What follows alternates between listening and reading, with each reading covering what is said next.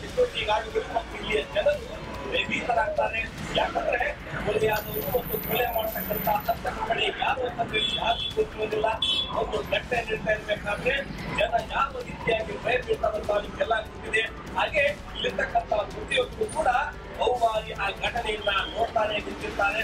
ಆಗ ಪೊಲೀಸರಿಗೆ ಕೂಡ ಕೆಲ ವ್ಯಕ್ತಿಗಳು ಫೋನ್ ಮಾಡಿ ತಿಳಿಸ್ತಾರೆ. ತಕ್ಷಣ ಪೊಲೀಸರು ಸ್ಥಳಕ್ಕೆ ಬಂದು ನೋಡಿದಾಗ ಕೊಲೆಯಾದವರು ಪಾಠಕ ಲೋಕದ ಪೊಲೀಸರ ಲಕ್ಷ್ಮಣ ಎಂದು ಗೊತ್ತಾಗ್ತದೆ.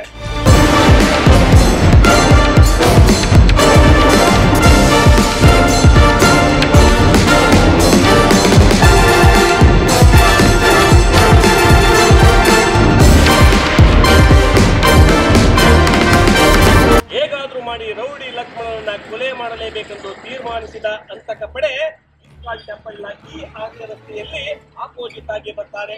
ಆಗ ಲಕ್ಷ್ಮಣ ಬಿಳಿ ಕಾರಲ್ಲಿ ಬರ್ತಾ ಇದ್ರೆ ಬ್ಲಾಕ್ ಕಲರ್ ಸ್ಕಾರ್ಪಿಯೋ ಕಾರಲ್ಲಿ ಬಂದಿರ್ತಕ್ಕಂಥ 10 ಜನ ಹೆಚ್ಚು ರೌಡಿಗಳು ಆತನ ಮೇಲೆ ಅಟ್ಯಾಕ್ ಮಾಡ್ತಾರೆ. ಆಗ ಒಬ್ಬ ರೌಡಿ ಶೀಟರ್ ಆತನ ಮೇಲೆ ಹಲ್ಲೆಗೆ ಎತ್ತಿರ್ತಾನೆ. ಆದ್ರೆ ಯಾವಾಗ ರೌಡಿ ಲಕ್ಷ್ಮಣ ಕಾರಲ್ಲೇ ಕುಳಿತು ಪಾರಾಗಲು ಯತ್ನ ಮಾಡ್ತಾನೆ.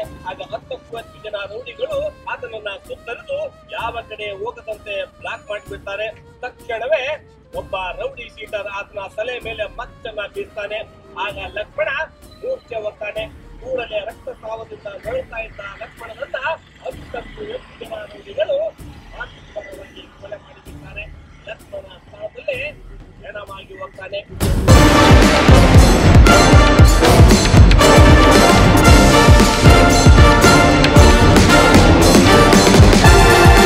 ಕಡೆಯಿಂದ ಅಲ್ಲಿ ಎಡವಾಗಿ ಬಿದ್ದ ರೌಡಿ ಲಕ್ಷ್ಮಣ ಯಾಕಾಗಿ ಈ ರಸ್ತೆಯಲ್ಲಿ ಬಂದಿದ್ದ, ಅಲ್ಲಿ ಎಡವಾಗಿ ಬೀಳೋದಕ್ಕೂ ಮೊದಲು ಆತ ಎಲ್ಲಿಂದ ಬಂದಿದ್ದ, ಯಾಕಾಗಿ ಈ ರಸ್ತೆಯಲ್ಲಿ ಬಂದಿದ್ದ, ಆತ ಬರಲು ಒಂದು ಪ್ರಮುಖವಾದ ಕಾರಣ ಇತ್ತು.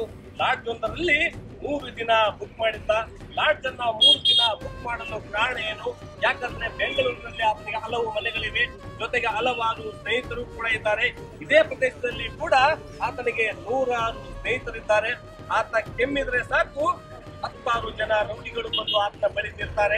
ಜೊತೆಗೆ ಇಂಥದೇ ಮನೆ ಬೇಕು ಅಂತ ಕೇಳಿದ್ರೆ ಆತನಿಗೆ ಆ ಮನೆಯನ್ನ ಖಾಲಿ ಮಾಡಿ ಆತನಿಗೆ ಇರಲು ಅವಕಾಶ ಮಾಡಿಕೊಡ್ತಾರೆ. ಆದ್ರೂ ಕೂಡ ಲಕ್ಷ್ಮಣ 3 ದಿನ ಲಾಡ್ಜ್ ಒಂದನ್ನ ಬುಕ್ ಮಾಡ್ತಾನೆ. ಯಾಕೆ ಅಂದ್ರೆ ಅದು ಆ ಯುವತಿಗೋಸ್ಕರ. ಹಾಗಾದ್ರೆ ಆ ಯುವತಿ ಯಾರು? ಆ ಯುವತಿಯಿಂದಲೇ ರೌಡಿ ಲಕ್ಷ್ಮಣ ಮರ್ಡರ್ ಆಗಿ ಹೋದ. ಈ ಯುವತಿಯನ್ನ ಬಿಟ್ಟು ಕೊಲೆ ಮಾಡಿಬಿಟ್ರ? ಅದು ನಿಜವಾ? ಎಲ್ಲದರ ಸಂಪೂರ್ಣ ವಿವರವನ್ನ ನಾವು ಹೇಳ್ತೀವಿ. ಅದಕ್ಕೂ ಮೊದಲು ಆ ಲಾಡ್ಜ್ ಯಾವುದಂತ ನೀವೇ ನೋಡಿ. ಆ ಯುವತಿಗಾಗಿ ಲಕ್ಷ್ಮಣ 3 ದಿನ ಲಾಡ್ಜ್ ಅನ್ನ ಬುಕ್ ಮಾಡ್ತಾನೆ. ಆ ಯುವತಿ ಯಾರು ಅಂತ ಹೇಳೋಕ್ ಮುಂಚೆ ಈ ಲಕ್ಷ್ಮಣ ಯಾರು, ಲಕ್ಷ್ಮಣನ ಹಿಂದಿರೋ ಆ ಹೆಸರು ಏನು?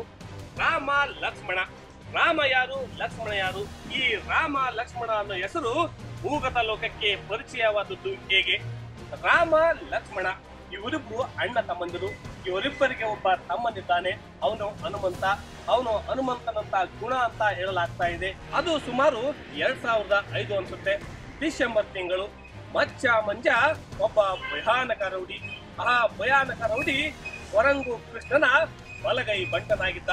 ಅದೊಬ್ಬ ರಾಜಕಾರಣಿಯನ್ನ ಎದುರಾಕಿಕೊಂಡಿದ್ದ ಮಚ್ಚ ಮಂಜ ನಿಜಕ್ಕೂ ಕೂಡ ಇದೇ ರಾಮ ಲಕ್ಷ್ಮಣರಿಂದ ಸಾಗಿ ಹೋಗ್ತಾನೆ. ರಾಮ ಲಕ್ಷ್ಮಣರು ಯಾರು ಅಂತಂದೇಳಿ ಯಾರಿಗೂ ಕೂಡ ಗೊತ್ತಿರ್ಲಿಲ್ಲ. 2015 ಡಿಸೆಂಬರ್ ತಿಂಗಳಲ್ಲಿ ಮಚ್ಚ ಮಂಜಿನ ಕೊಲೆಗೆ ಒಬ್ಬ ರಾಜಕಾರಣಿ, ಅಂದ್ರೆ ಇವತ್ತಿನ ಪ್ರಸ್ತುತವಾಗಿ MLA ಆಗಿರ್ತಕ್ಕಂತ ಒಬ್ಬ ರಾಜಕಾರಣಿ ಆತನಿಗೆ ಸುಪಾರಿ ಕೊಡ್ತಾನೆ. ಆಗ ಮಚ್ಚ ಮಂಜನ ಸುಪಾರಿ ತೆಗೆದುಕೊಂಡ ಗ್ಯಾಂಗ್ ಅಲ್ಲಿ ಲಕ್ಷ್ಮಣ ಮತ್ತು ರಾಮ ಇರ್ತಾರೆ. ರಾಮ ಲಕ್ಷ್ಮಣ ಆ ಕಾಲದಲ್ಲಿ ಗುಡಿ ರೌಡಿಗಳು. 2015 ಡಿಸೆಂಬರ್ ಅಲ್ಲಿ ಒಂದು ಗ್ಯಾಂಗ್ ಅಲ್ಲಿ ಸೇರಿಕೊಂಡು ಮಚ್ಚ ಮಂಜನನ್ನ ಯಶವಂತಪುರದ ಗಲ್ಲಿಯೊಂದರಲ್ಲಿ ಬರ್ಬರವಾಗಿ ಕೊಲೆ ಮಾಡ್ತಾರೆ. ಆಗ ರಾಮ ಲಕ್ಷ್ಮಣ ಅನ್ನೋ ಹೆಸರು ಭೂಗ ತಾಲೂಕದಲ್ಲಿ ಹರಿದಾಡ್ತಾ ಇರುತ್ತೆ.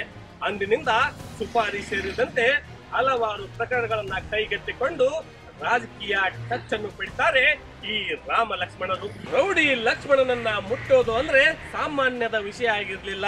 ಅಂತಕ ಪಡೆ ಎಷ್ಟೆಲ್ಲ ಪ್ರಯತ್ನ ಪಟ್ಟರು ಕೂಡ ಅದು ಸಾಧ್ಯವಾಗ್ತಾ ಇರಲಿಲ್ಲ.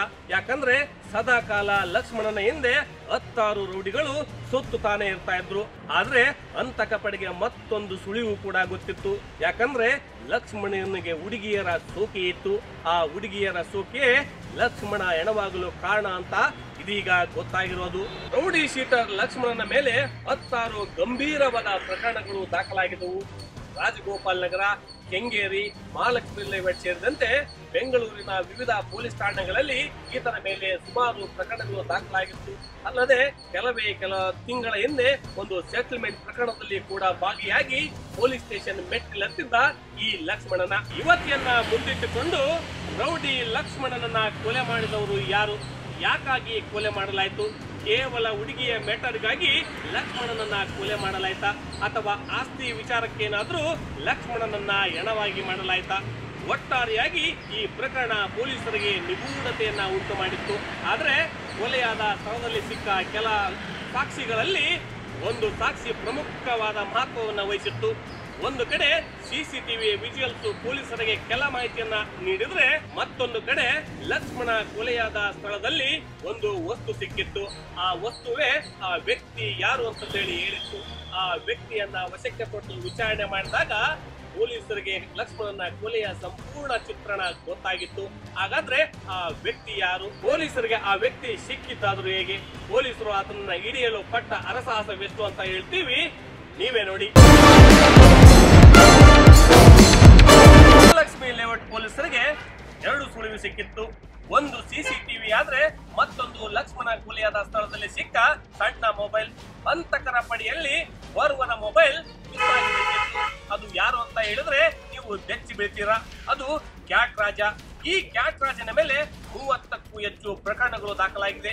ಯಾವಾಗ ಕ್ಯಾಟ್ ರಾಜ ಅಂತ ಹೇಳಿ ಪೊಲೀಸರಿಗೆ ಗೊತ್ತಾಗುತ್ತೋ ಪೊಲೀಸರು ಆತನನ್ನ ಬೆನ್ನತ್ತುತ್ತಾರೆ. ಗುಡಿಬಂಡೆಯಲ್ಲಿ ಮನೆಯೊಂದರಲ್ಲಿ ಮಲಗಿದ್ದ ಕ್ಯಾಟ್ ರಾಜನನ್ನ ವಶಕ್ಕೆ ಪಡೆದ ಪೊಲೀಸರು ಬೆಂಗಳೂರಿಗೆ ಕರೆತರ್ತಾರೆ. ಕರೆತಂದು ಮಹಾಲಕ್ಷ್ಮಿ ಲೇಔಟ್ ಪೊಲೀಸ್ ಸ್ಟೇಷನ್ ನಲ್ಲಿ ಸುಮಾರು 2 ಗಂಟೆಗಳ ಕಾಲ ವಿಚಾರಣೆ ಮಾಡಿದಾಗ ಕ್ಯಾಟ್ ರಾಜ ಪ್ರಮುಖವಾದ ವಿಚಾರಣವನ್ನ ಪೊಲೀಸರ ಮುಂದೆ ಹೇಳ್ತಾನೆ. ಲಕ್ಷ್ಮಣನನ್ನ ಕೊಲೆ ಮಾಡಲು ಬಳಸಿದ ಮಾರಕಾಸ್ತ್ರಗಳು ಎಲ್ಲಿ ಅಂತ ಕೇಳಿದಾಗ ಕ್ಯಾಟ್ ರಾಜ ಒಂದು ಪ್ರದೇಶದ ಹೆಸರನ್ನು ಹೇಳ್ತಾನೆ. ಆಗ ತಕ್ಷಣ ಪೊಲೀಸರು ಕ್ಯಾಟ್ ರಾಜನನ್ನ ಕರೆದುಕೊಂಡು ಆ ಪ್ರದೇಶಕ್ಕೆ ಹೋಗ್ತಾನೆ. ಆ ಪ್ರದೇಶಕ್ಕೆ ಹೋದ ಕ್ಯಾಟ್ ರಾಜ ಮಾಡಿದ್ದೇನು ಗೊತ್ತಾ? ಪೊಲೀಸರಿಗೆ ಚಳ್ಳೆಯನ್ನು ತಿನ್ನಿಸಿ ಪಾರಾಗಲು ಯತ್ನಿಸಿದ್ದ. ಅದು ಎಲ್ಲಿ ಅಂತ ಹೇಳ್ತೀವಿ, ಬನ್ನಿ ಹೋಗೋಣ. ಈಗ ನಾವಿರುವಂಥ ಸ್ಥಳ ರಾಜಗೋಪಾಲ್ ನಗರದಲ್ಲಿರುವಂತಹ ಕರೀಂ ಸಾಬ್ ಲೇಔಟ್. ಇದು ಈ ಲೇಔಟ್ನಲ್ಲಿ ಬಹಳಷ್ಟು ನಿರ್ಜನ ಪ್ರದೇಶ ಇದಾಗಿದೆ. ಈ ನಿರ್ಜನ ಪ್ರದೇಶದಲ್ಲಿ ಆತ ಏನು ಆ ಒಂದು ಹತ್ಯೆಗೆ ಬಳಸಿದಂತಹ ಮಾರಕಾಸ್ತ್ರಗಳು ಜೊತೆಗೆ ಬಟ್ಟೆಯನ್ನು ಆತ ಈ ಒಂದು ಸ್ಥಳದಲ್ಲಿ ಇಟ್ಟಿದ್ದೇನೆ ಅಂತ ಕೂಡ ಹೇಳ್ತಾನೆ. ಅಲ್ಲಿ ಮಾರಕಾಸ್ತ್ರಗಳನ್ನು ಕೂಡ ಇಟ್ಟಿದ್ದಾನೆ ಅಂತ ಹೇಳ್ತಾನೆ. ಆ ಸ್ಥಳಕ್ಕೆ ಕರ್ಕೊಂಡು ಮುಂದಕ್ಕೆ ತಡೆದಂತಹ ಕ್ಯಾಟ್ ರಾಜ ಅಲ್ಲಿಂದ ಏನು ಕ್ರೈಮ್ PC ಚೌಡೇಗೌಡರ ಮೇಲೆ ಕಲ್ಲನ್ನು ಎಸೆತಾನೆ. ಕೂಡಲೇ ಎಚ್ಚೆತ್ತಂತ ಇನ್ಸ್ಪೆಕ್ಟರ್ ಪ್ರಶಾಂತ್ ಗಾಳಿಯಲ್ಲಿ ಗುಂಡನ್ನು ಹಾರಿಸ್ತಾರೆ. ಆಗಲೂ ಕೂಡ ಆತ ಯಾವುದೇ ರೀತಿಯಾದಂತಹ ಮಾತನ್ನು ಕೇಳೋದಿಲ್ಲ. ಕೂಡಲೇ ಇನ್ಸ್ಪೆಕ್ಟರ್ ಆತನ ಕಾಲಿಗೆ ಗುಂಡನ್ನು ಹಾರಿಸ್ತಾರೆ. ಗುಂಡನ್ನು ಹಾರಿಸಿದಂಥ ಸಂದರ್ಭದಲ್ಲಿ ಆತ ಅಲ್ಲೇ ಸ್ಥಳದಲ್ಲೇ ಕುಸಿದು ಬಿದ್ದಂತಹ ಕ್ಯಾಟ್ ರಾಜನನ್ನು ಕೂಡಲೇ ಸ್ಥಳೀಯ ಪೀಣ್ಯದಲ್ಲಿರುವಂತಹ ಜಯಮೂರ್ತಿ ಆಸ್ಪತ್ರೆಗೆ ರವಾನೆ ಮಾಡ್ತಾರೆ. ರವಾನೆ ಮಾಡಿ ಆತನಿಗೆ ಚಿಕಿತ್ಸೆಯನ್ನು ನೀಡಲಾಗುತ್ತೆ. ಪೊಲೀಸರಿಂದ ಗುಂಡೇಟು ತಿಂದು ಆಸ್ಪತ್ರೆ ಸೇರಿದ ಕ್ಯಾಟ್ ರಾಜ ಪ್ರಮುಖವಾದ ವಿಚಾರಗಳನ್ನ ಪೊಲೀಸರ ಮುಂದೆ ಹೇಳ್ತಾನೆ. ಆಗ ಶುರುವಾಗುತ್ತೆ ಪೊಲೀಸರ ನಿಜವಾದ ತನಿಖೆ. ಅದೆಲ್ಲವನ್ನ ಹೇಳ್ತೀವಿ ಒಂದು ಬ್ರೇಕ್ ಬಳಿಕ.